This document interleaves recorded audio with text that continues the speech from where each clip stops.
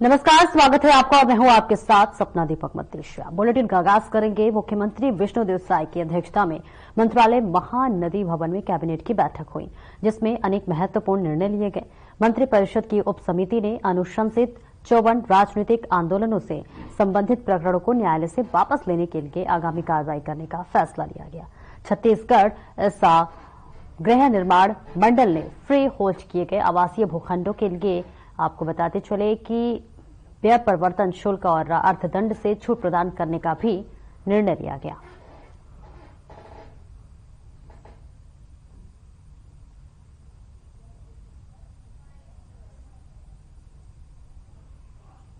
मंत्री परिषद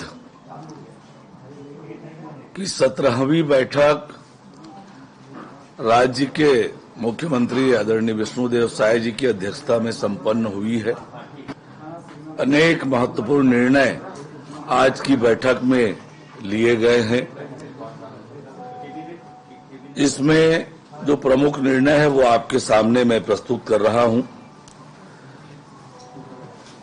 मंत्रिपरिषद ने विशुद्ध रूप से राजनीतिक आंदोलनों से संबंधित प्रकरणों को जनहित में न्यायालय से वापस लिए जाने के संबंध में गठित मंत्री परिषद की उप समिति द्वारा अनुशंसित 54 प्रकरणों को न्यायालय से वापस लिए जाने हेतु आगामी कार्यवाही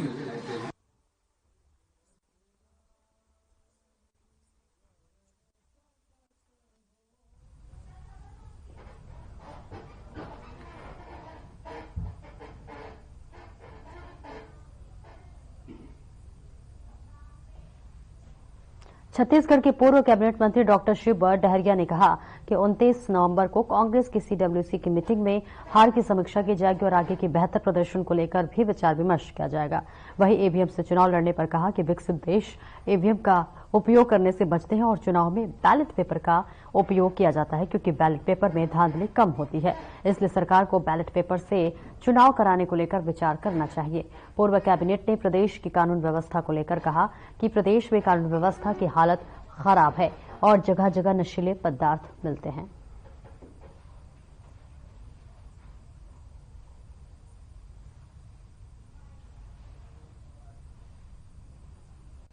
नगरीय निकाय चुनाव की तैयारियां सरकार के लेवल पर लगातार हो रही है। चुनाव आयोग मतदाता सूची बना रही है और सरकार के स्तर पर जो तैयारियां होनी चाहिए वो तैयारियां हो रही है और कुछ और कार्यवाहियां बची है।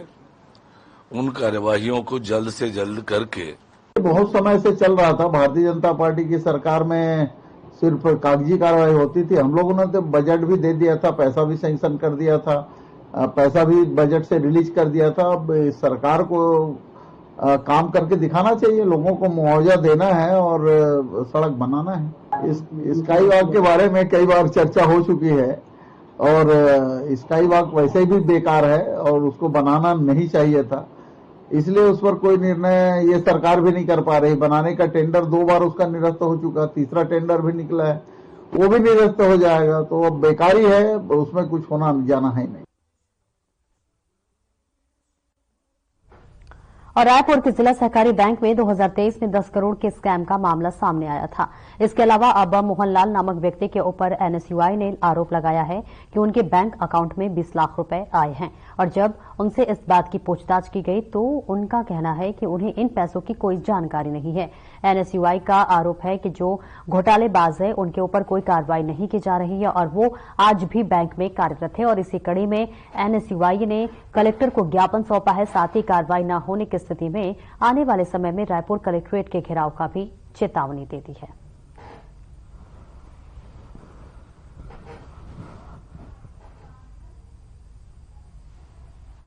देखिए, बीते वर्ष 2023 में जिला केंद्रीय सहकारी बैंक में लगभग 10 करोड़ का घोटाला देखने को मिला है। उस समय के तत्कालीन अध्यक्ष माननीय पंकज शर्मा जी ने मौधापारा थाने में भी इस मामले की शिकायत की। एफआईआर पंजीबद्ध हुआ।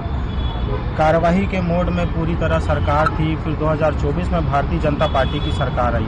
भारतीय जनता पार्टी की सरकार में दोषी पक्षों को संरक्षण देने का काम किया जा रहा है। जिन लोगों ने इस घोटाले को अंजाम दिया वो लगातार आज भी बैंक में अपनी सेवा दे रहे हैं। हमारी मांग है कि जो इस घोटाले को अंजाम दिया है उनको निलंबित किया जाए। निलंबन न करने की स्थिति में रायपुर एनएसए जल्द ही रायपुर कलेक्ट्रेट का घेराव करेगी।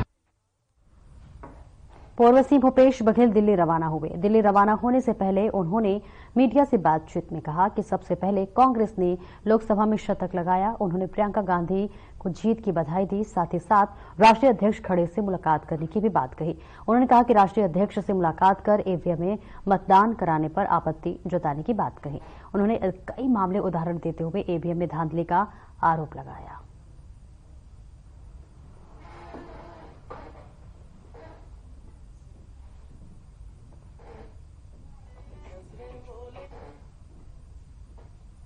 देखिए, अभी 29 तारीख को पीडब्ल्यूसी और उसमें कुछ ठोस निर्णय होगा ऐसा मैं मानता हूँ, क्योंकि अध्यक्ष जी ने जिस प्रकार से संविधान दिवस के दिन जो उन्होंने वक्तव्य दिया है उससे ये स्पष्ट है कि हम उस दिशा में बढ़ रहे हैं।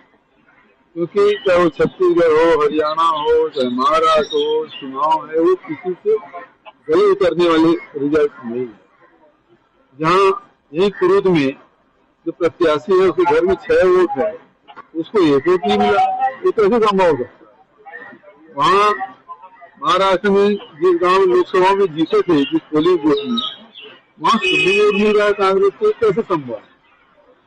और सबसे बड़ी बात यह है कि जब हम बैलेट पेपर चुनाव कराते थे तो शाम तक के, देर रात तक के हमको ये पता चल जाता था कितना मतदान हुआ।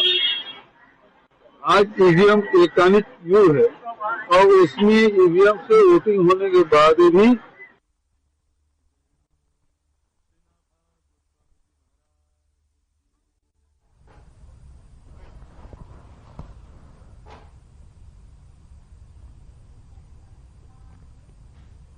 एमसीपी जिले के चिरमरी साजापहाड़ मनेन्द्रगढ़ सड़क और चौड़ीकरण परियोजना को लेकर विवाद गहराता जा रहा है। स्वास्थ्य मंत्री श्याम बिहारी जायसवाल के बयान पर कांग्रेस के पूर्व विधायक डॉक्टर विनय जायसवाल ने कहा, हमला कड़ा बोला है। उन्होंने पूर्व विधायक ने स्वास्थ्य मंत्री के दावे को झूठा करार देते हुए कहा कि यह परियोजना कांग्रेस शासनकाल में ही स्वीकृत हो चुकी थी। डॉक्टर विनय जायसवाल ने कहा कि कांग्रेस सरकार के कार्यकाल में स्वीकृत सड़क चौड़ीकरण परियोजना को अपने कार्यकाल की उपलब्धि बताना हास्यास्पद है। बीजेपी सरकार के 1 साल पूरे हो गए हैं, लेकिन मनेन्द्रगढ़ विधानसभा में विकास के नाम पर कुछ भी नहीं हुआ। पूर्व विधायक ने यह भी आरोप लगाया कि प्रदेश की भाजपा सरकार सिर्फ वादे करती है।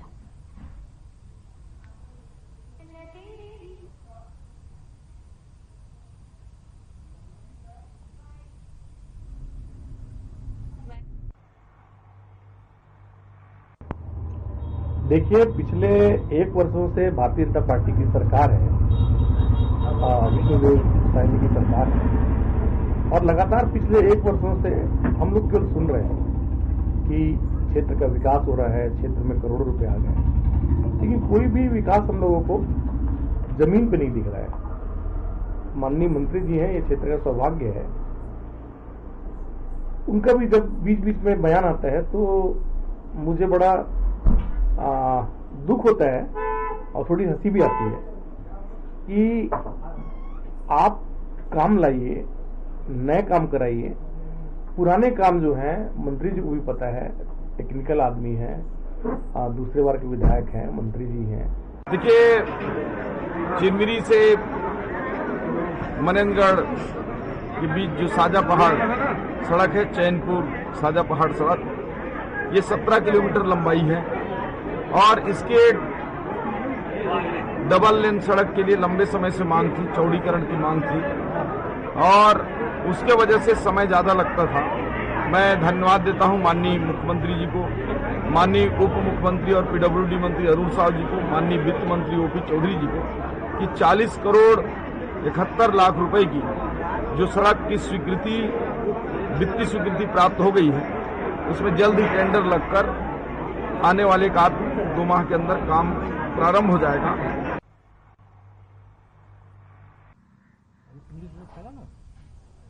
मनेंद्रगढ़, चिरबरी, भरतपुर जिले के जनकपुर में 11वीं छात्रा से गैंगरेप करने वाले आरोपी प्रिंसिपल और लेक्चरर को डीपीआई ने निलंबित कर दिया है। वह डिप्टी रेंजर को पीसीसीएफ सरगोजा ने सस्पेंड करने का आदेश बीते मंगलवार शाम जारी किया है। आपको बता दें कि मामला जनकपुर थाना इलाके का है, जहां डिप्टी रेंजर को सरगोजा पीसीसीएफ ने निलंबित कर दिया है। गैंगरेप के आरोपियों को न्यायालय से जेल भेजा गया है।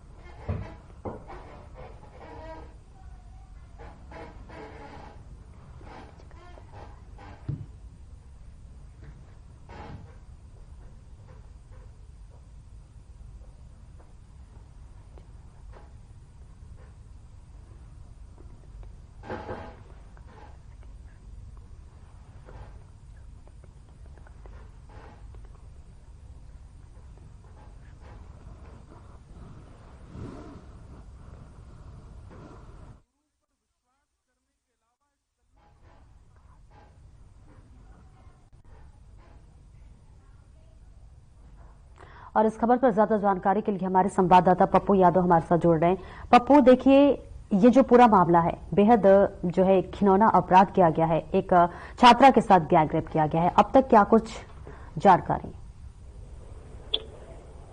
जी, आपको बता दें कि पूरा मामला मनेंद्रगढ़ जिले के जनकपुर थाना क्षेत्र का है, जहां भरतपुर ब्लॉक के देवगढ़ हाई स्कूल में प्रिंसिपल और 2 शिक्षकों को गिरफ्तार कर लिए गए। इन तीनों पर स्कूल की एक 11वीं क्लास की नाबालिग छात्र के साथ दुष्कर्म का आरोप लगाया है। बताया जा रहा है कि स्कूल के प्रिंसिपल अशोक कुशवाहा, शिक्षक राघवेंद्र कुशवाहा और शिक्षक कुशल सिंह परिहार के साथ एक वनकर्मी बंसीलाल भी इस कांड में शामिल है, जहाँ चारों लोग सप्ताह भर से छात्र को किराए के मकान में ले जाकर रेप कर रहे थे। जी पप्पू, परिजनों का क्या कुछ कहना है? जी, इस पूरे मामले में तो परिजनों ने साफ साफ आरोप लगाते हुए बताया कि शिक्षा विभाग जिस तरह से लापरवाही बरत रही है, लगातार इस प्रकार के जो मामले हैं छत्तीसगढ़ में सामने आ रहे हैं, जिस पर कहीं न कहीं शिक्षा विभाग की बड़ी लापरवाही सामने आ रही है। जहां पर शिक्षा विभाग तो एक तरफ तो अच्छी शिक्षा की बात करते हैं, लेकिन वही जमीनी स्तर पर देखा जाए तो शिक्षक की स्थिति बद से बदहाल है, जहाँ शिक्षक ऐसे कारनामे कर रहे हैं जिससे कि आज गुरु इस कलयुग के युग में तार तार होते हुए नजर आ रहे हैं। बिल्कुल, परिजनों का क्या कुछ मांग है? सजा को लेके क्या कार्रवाई चाहते हैं वो? फरार के परिजनों ने सरकार से यही मांग किया है कि इन चारों के खिलाफ कड़ी से कड़ी कार्रवाई हो। तो दूसरी तरफ यहीं पर जो शिक्षा विभाग है चारों को निलंबित कर दिया है। जी, ये घटना कितने बजे की और कब हुई? जी, यह घटना है पिछले दिनों की घटना है, जहां पर यह देर शाम तक सप्ताह भर से यह लगातार घटना सामने आई थी। जब इस पूरे मामले की जानकारी जब परिजनों को हुई तो परिजनों ने नाबालिग छात्र को ले जाकर संबंधित थाने में जाकर शिकायत दर्ज की, जहां मामले के संज्ञान में लेते हुए तत्काल इस पर कार्रवाई की गई। ये छात्रा कब से प्रताड़ित हो रही थी? क्योंकि हम देखते हैं पप्पू कि कई बार जो खासतौर से अगर महिलाओं की बात कर ले, नाबालिग लड़कियों की बात कर ले, तो वो उनके साथ जो भी दुष्कर्म होता है वो उसे उजागर नहीं कर पाती हैं। तो ऐसे में परिवारजन का क्या कहना है? कब से छात्रा को प्रताड़ित किया जा रहा था? जी, आपको बता दें कि मिली जानकारी के अनुसार स्कूल में पढ़ाने वाले जो शिक्षक है, नाबालिग जो छात्र की कोई वीडियो पकड़ा हुआ था, इस आधार पर नाबालिग छात्र को महीनों भर से ब्लैकमेल कर रहा था, जहां पर लगातार जो नाबालिग छात्र को ब्लैकमेल करने के दौरान उसे सप्ताह भर से उसके साथ शारीरिक शोषण किया गया। साथ ही साथ जो शिक्षक है और ये जो चारों आरोपी है मिलकर इनको जान से मारने की धमकी भी दी गई। बिल्कुल, बहुत बहुत शुक्रिया पप्पू इस तमाम जानकारी के लिए। आप इस खबर पर नजर बनाए रखें, जैसे ही कोई अपडेट आता है हमसे साझा करें। बहुत बहुत शुक्रिया पप्पू। और आगे बढ़ते हैं। मनेंद्रगढ़ जिले के हाई स्कूल के प्रिंसिपल, 2 शिक्षकों और अन्य पर 11वीं कक्षा की छात्रा से दुष्कर्म का आरोप लगा है, जिस पर पुलिस ने कार्रवाई करते हुए सभी आरोपियों को गिरफ्तार कर लिया है। बताया जा रहा है कि चारों आरोपी करीब 1 हफ्ते से पीड़िता को एक किराए के कमरे पर ले जाकर वारदात को अंजाम दे रहे थे, जहां पर इतना ही नहीं, आरोपियों ने पीड़िता की वीडियो भी बना ली थी और उसे ब्लैकमेल कर उसका शोषण कर रहे थे। साथ ही किसी को बताने पर जान से मारने की धमकी भी दे रहे थे। इस मामले में शिक्षा विभाग ने भी अपनी कार्रवाई की है।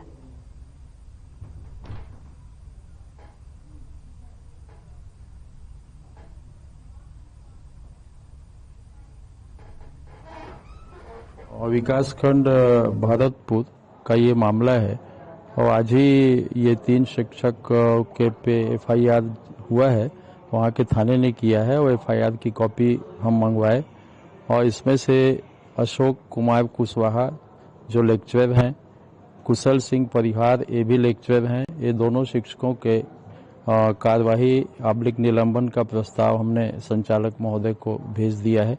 और तीसरा जो शिक्षक रावेंद्र कुशवाहा है, प्रधान पाठक प्राथमिक शाला देवगढ़, इसको हमने तत्काल प्रभाव से निलंबित कर दिया है।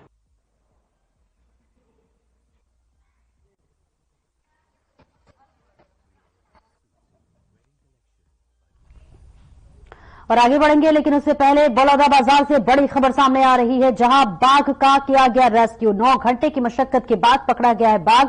पारस नगर सेक्टर 1 से वन विभाग ने पकड़ा है, जहां बाघ को ले जाया जा रहा है बारनबा पारा अभ्यारण्य। ये बड़ी जानकारी आप तक पहुंचा रहे हैं, जहां अब एक बड़ी कामयाबी हासिल हुई है। बाघ को अब ले जाया जा रहा है। 9 घंटे की कड़ी मशक्कत के बाद जो है बाघ को अब पकड़ने में कामयाबी हासिल हुई है।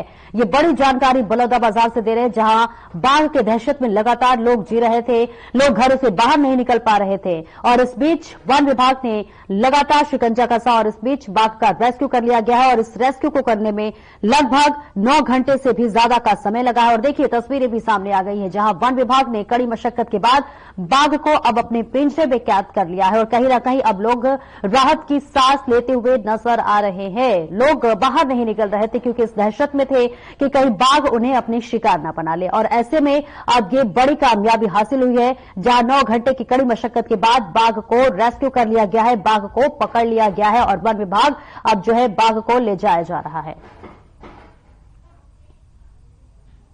और सक्ती जिले में हुई आदिवासी जमीन की गलत तरीके से रजिस्ट्री का मामला अब गरमाने लगा है। गोंडवाना गणतंत्र पार्टी ने दोषियों पर एफआईआर कराने की मांग को लेकर पिछले 1 सप्ताह से कलेक्टर कार्यालय के सामने अनिश्चितकालीन हड़ताल पर बैठे हैं। और वहीं आज गोंगपा के राष्ट्रीय अध्यक्ष पाली तानाखार व विधायक तुलकेश्वर सिंह मरकाम धरना स्थल पर पहुंचकर सभा को संबोधित करते हुए जिले में गलत तरीके से आदिवासी वर्ग की जमीन को सामान्य वर्ग द्वारा बिना अनुमति खरीदने की जांच और दोषियों पर कड़ी कार्रवाई करने के लिए जिला प्रशासन को 10 दिनों का अल्टीमेटम देते हुए कार्रवाई करने को कहा। कार्रवाई नहीं होने पर सख्ती बंद एवं जिला कलेक्टर कार्यालय का घेराव करने की बात कही।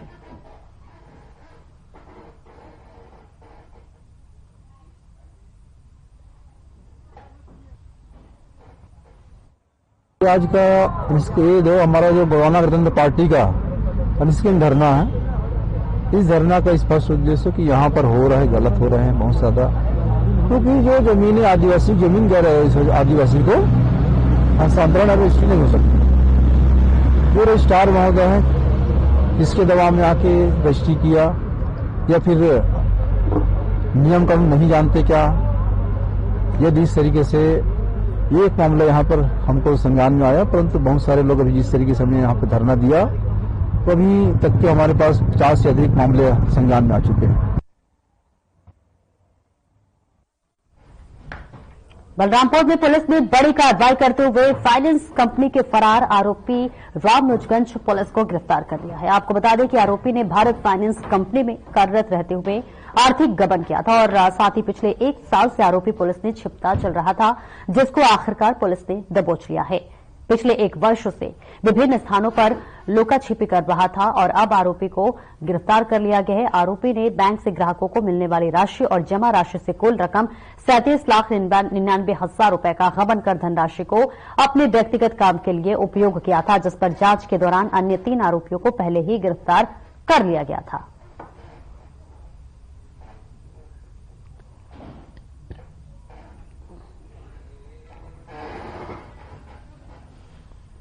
बिलाईगढ़ विधानसभा के पत्थर खदान में बने झोपड़ी में सो रहे व्यक्ति की मौत का मामला सामने आया है, जहां आजू राम टंडन नामक व्यक्ति की शव झोपड़ी के जमीन पर पड़ा मिला। बताया जा रहा है कि व्यक्ति पत्थर खदान में चौकीदारी का काम करता था। रोज की तरह वे खदान में बने झोपड़ी में सो रहा था और सुबह जब उठने में उसे देर हुई तो पता चला कि उनकी मौत हो गई है। झोपड़ी के आसपास पे लगे घास फूस व छोटे छोटे पेड़ पौधों को देखकर अंदेशा जताया जा रहा है कि जहरीले कीड़े या सर्प के काटने से मौत हुई है।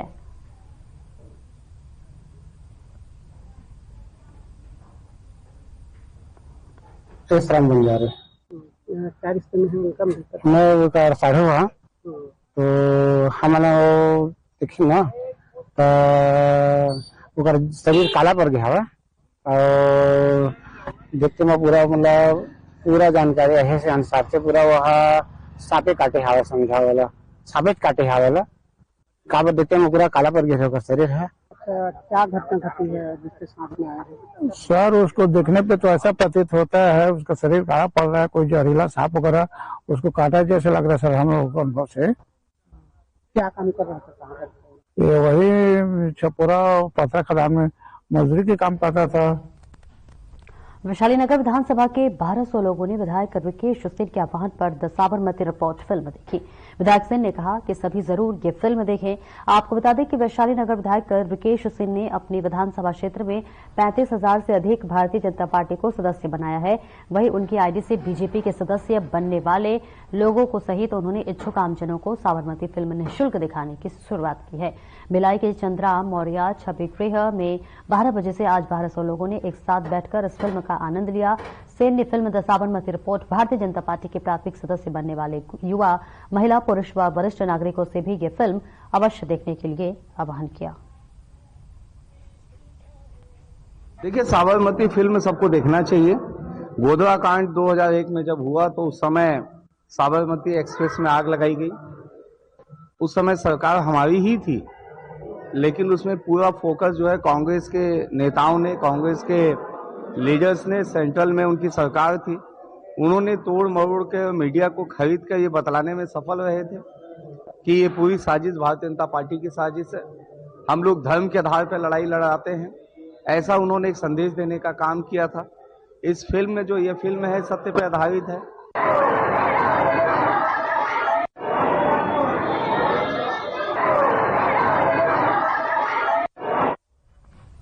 और यूपी दौरे पर पहुंचे मध्य प्रदेश के मुख्यमंत्री मोहन यादव ने वार्विक विश्वविद्यालय में BAPS श्री राम स्वामी नारायण मंदिर में दर्शन पूजन कर जगत कल्याण के लिए प्रार्थना की और इसकी जानकारी साझा करते हुए सीएम मोहन यादव ने कहा कि इस मौके पर संत समुदाय का शुभ सानिध्य एवं आशीर्वाद प्राप्त हुआ।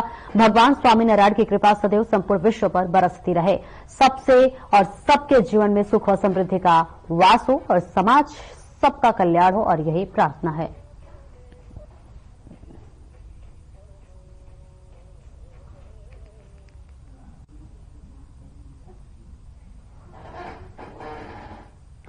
ब्रह्म कुमारी केंद्र के अमृत कलश भवन का उद्घाटन एक भव्य चल समारोह में हुआ, जो कि कांटाफोर्ट नगर में आयोजित किया गया और समारोह की शुरुआत दीप प्रज्वलन के साथ हुई और ब्रह्म कुमारी परिवार के सदस्यों द्वारा पूरे हर्ष और उल्लास के साथ चल समारोह मुख्य मार्ग से निकला गया, जिसका नगरवासियों ने फूलों से स्वागत किया। और वही समारोह में विशेष रूप से ब्रह्म कुमारी संस्थान की क्षेत्रीय प्रमुख BK आरती दीदी का वीडियो संदेश भी भेजा गया, जिसमें उन्होंने इस केंद्र के उद्घाटन को समाज में शांति और सद्भावना के लिए एक महत्वपूर्ण कदम बताया।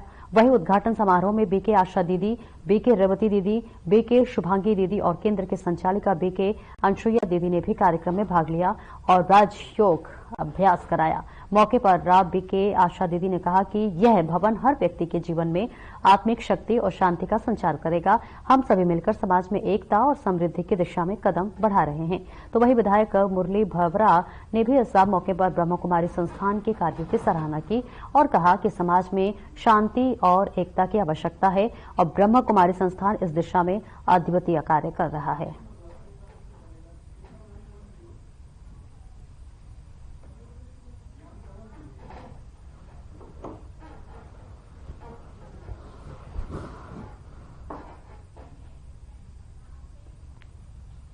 और ग्राम हताई में हो रही स्टोर क्रैशर के मामले में पकड़ लिया है, जहां हल्का नंबर 44 अंतर्गत किसानों ने विरोध करते हुए अपनी पीड़ा बयां करते हुए मंगलवार को उज्जैन जनसुनवाई में प्रशासन को आवेदन देकर अवैध रूप से क्रैशर लगाने की मांग काम का विरोध किया। किसानों ने शिकायत कर अनुमति रद्द करने की मांग की। किसानों का कहना है कि रसूखदारों के दबदबे से हमारे आसपास की फसल को नष्ट करने का कार्य चल रहा है। हम प्रेशर मशीन की समस्या लेके आए हैं, जिससे हमारे यहाँ पे धूल प्रदूषित होगा, जमीन बंजर होगी, खेती करने योग्य नहीं बचेगी, बोरवेल हमारे खराब हो जाएंगे। हमारी आजीविका चलने वाली खेती है, पास में ही क्रेशर मशीन डल रही है। क्रेशर मशीन से नुकसान होने के लिए हम आज आवेदन देने आए हैं। अच्छा, नई क्रेशर मशीन डल रही है? नई क्रेशर मशीन डल रही है, उसको निरस्त करवाने की परमिशन लेना है। पंचायत ने NOC दे दी? पंचायत ने NOC दे दी, पर उसकी कुछ शर्त अलग अलग थी। वहां से पत्थर खोदने की और कहीं अन्य जगह ले जाके पीसने की शर्त थी। अब पंचायत में प्रेशर मशीन लेके आए हैं वो, तो प्रेशर मशीन की तो पंचायत ने भी अनुमति नहीं दी थी, पता नहीं था। अब आज प्रेशर मशीन डाल रहे हैं, इसलिए हम आवेदन करने आए। कहाँ आवेदन दिया अब तक आपने? अभी तक हमने एसडीएम कार्यालय दिया है, जिसके बाद आज कोठी दिया है। और महिला सशक्तिकरण और सुरक्षा को लेकर हम होंगे कामयाब अभियान बरेली स्थित जीके पैलेस में रखा गया है, जहां पर अभियान के अंतर्गत फ्रंटलाइन कार्यकर्ताओं के लिए जेंडर संबंधीकरण कार्यक्रम संपन्न हुआ। कार्यक्रम में पुलिस महानिदेशक आईपीएस भोपाल प्रज्ञा ऋचा श्रीवास्तव ने कार्यक्रम में मुख्य अतिथि के तौर पर शिरकत की। कांग्रेस कार्यक्रम के दौरान मंच पर बाहर से आए सभी अधिकारियों और नगर के स्कूल के छात्र छात्राओं सहित आंगनबाड़ी कार्यकर्ता और पुलिस बल तथा राजस्व अधिकारी उपस्थित रहे। वहीं महानिदेशक प्रज्ञा ऋचा श्रीवास्तव ने अपने उद्बोधन में महिलाओं को सुरक्षित रहने के लिए प्रेरित किया और उनको अपनी सुरक्षा के लिए उत्साहित करते हुए कहा कि महिला अपनी सुरक्षा स्वयं कर सकती हैं एवं अपने अधिकारों के लिए लड़ सकती हैं, परंतु इसके लिए जागरूकता की आवश्यकता है।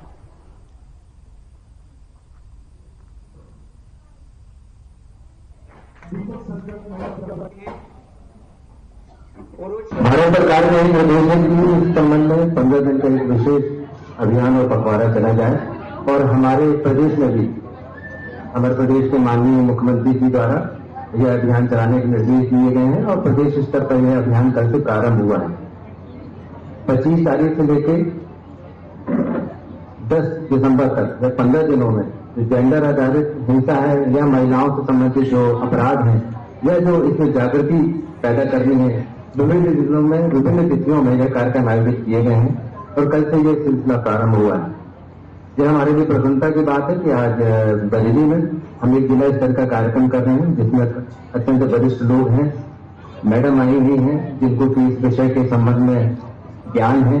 उनका एक बहुत लंबा कैरियर रहा है महिलाओं के उत्थान से संबंध में, उनके विरुद्ध जो अपराध है उनकी रोकथाम के संबंध में काफी ज्यादा अनुभव है उनको। आज वो हम सबसे शेयर करेंगे। इसी तरह से यह इस कार्यक्रम के अंतर्गत जो न्यायपालिका की तरफ से जो भी प्रयास चल रहे हैं उसके बारे में आदरणीय गौतम जी भी हम लोगों को मार्गदर्शन देंगे।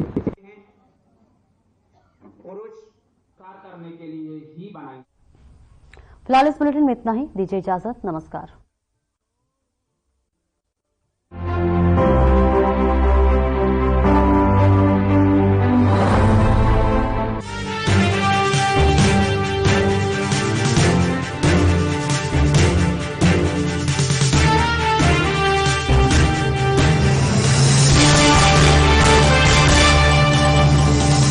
जो लोग घुटने के दर्द से परेशान हैं और घुटने का